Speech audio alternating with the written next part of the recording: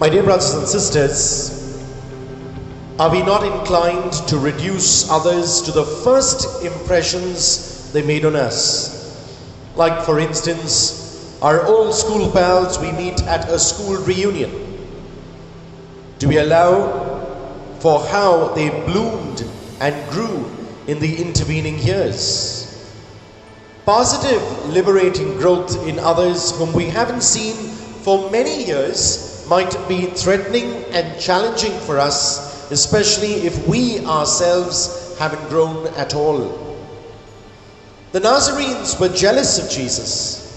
They couldn't cope with him being anything other than the carpenter's son. They wanted to take him down to their level. And how do you respond to positive growth and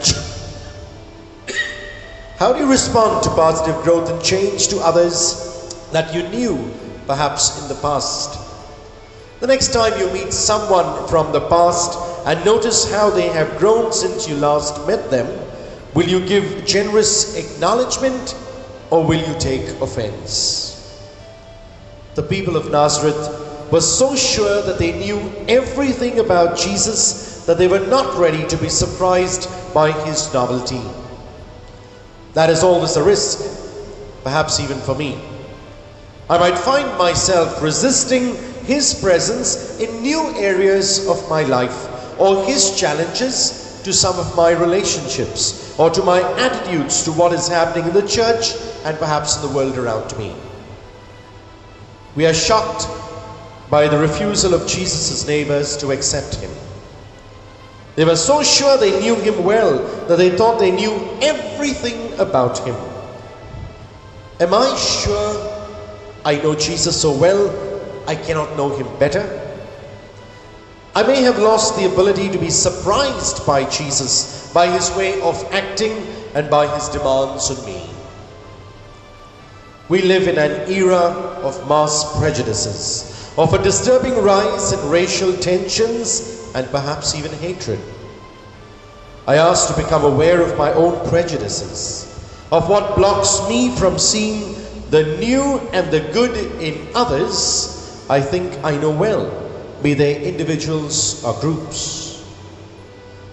There are always reasons, my dear friends, not to listen. The people of Jesus' town saw him as just a local boy. Suspicion of strangers prevents others' messages being heard. I pray that I may receive the message that God has for me.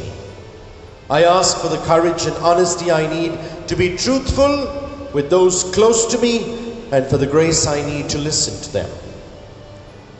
Today is the feast of Ignatius of Loyola, the author of the Book of Spiritual Exercises and the founder of the Jesuits.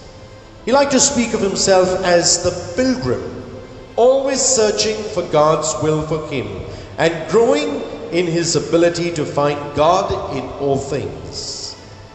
Through the intercession of the saint, I ask for real inner freedom, that I too may become most sensitive and open to God's loving presence in my life and in the world around me.